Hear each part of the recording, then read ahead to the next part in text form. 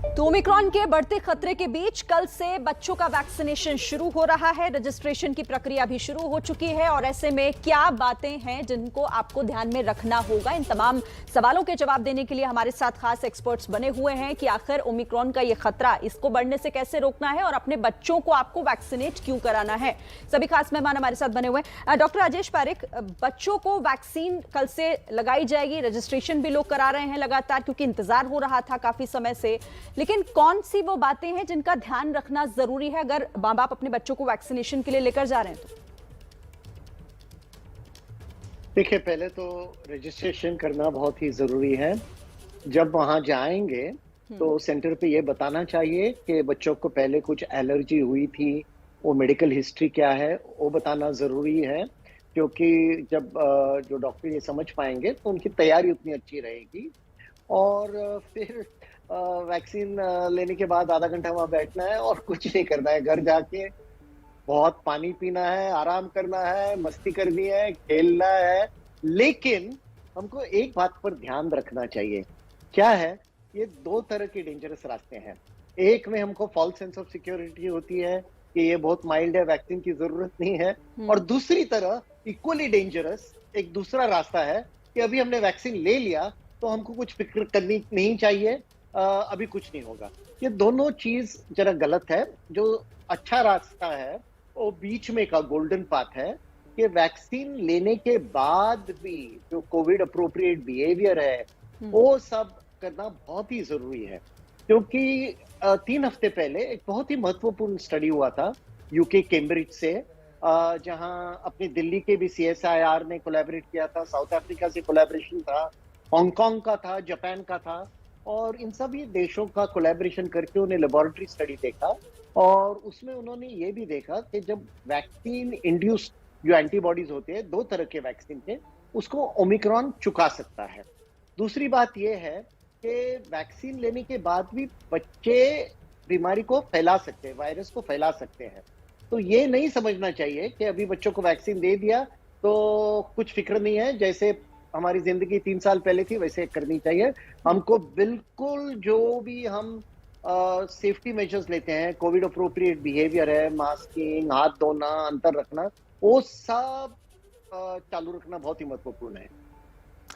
Professor Ramshankar Upadhyay, क्योंकि हम ये जो सवाल डॉक्टर राजेश जी भी जो उठा रहे हैं, जो कह रहे हैं, लोगों से अपील कर रहे हैं, ये बहुत बड़ा हो जाता है क्योंकि हम भी जब लोगों के बीच, हमारी टीम भी जब जाती है, मास्क नहीं पहनते हैं लोग तो पूछते हैं, तो वो यही कहते हैं कि भाई हमने तो वैक्सीन लगवा ली, हमें किस बात का खतरा। ये समझाना लोगों को बहुत मुश्किल है अभी भी।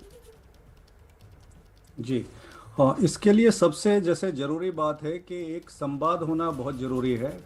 एक जो मैंने सिचुएशन ज़्यादातर जगह में देखी है कि हम कोई भी काम एक डर के प्रभाव में ज़्यादा करना चाहते हैं, जानकारी के माध्यम से उसको करवाना, तब तक हमको सहयोग नहीं मिलेगा जब तक कि हम उसको जानकारी को आपस में बांटे नहीं। तो कुल मिलाकर के जैसे बात हो रही है वैक्सीन की, वैक्सीन इसलिए सबसे ज़्यादा ज़रूरी है। हम ओमिक्रॉन के माध्यम से भी देख चुके हैं कि जो पेशेंट अनवैक्सीनेटेड थे उन्हीं के अंदर इस प्रकार का सिचुएशन ज़्यादा पैदा हुआ है जिनको हॉस्पिटलाइज होना पड़ा है।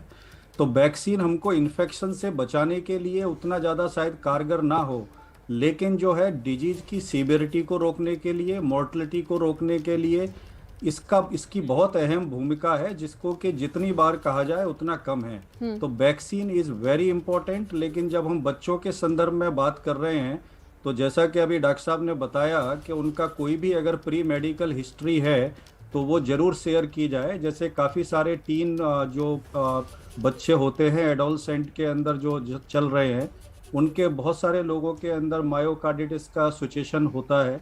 काफ़ी लोग जो है जिनको जुवेनाइल डायबिटीज़ हो सकता है या किसी और प्रकार की, यदि वो कोमॉर्बिड कंडीशन से ग्रसित हैं, और वैक्सीन लेना ज़रूरी तो है ही है।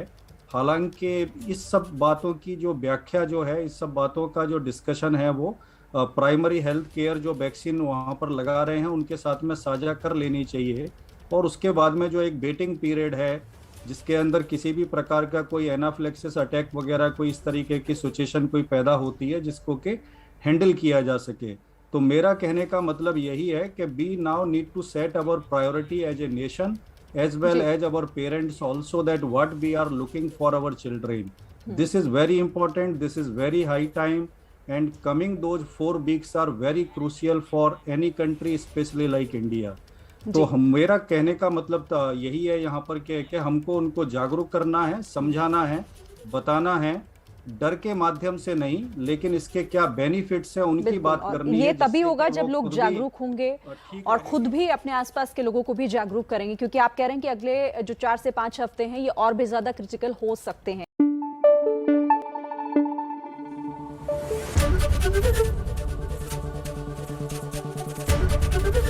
एबीपी न्यूज आपको रखे आगे।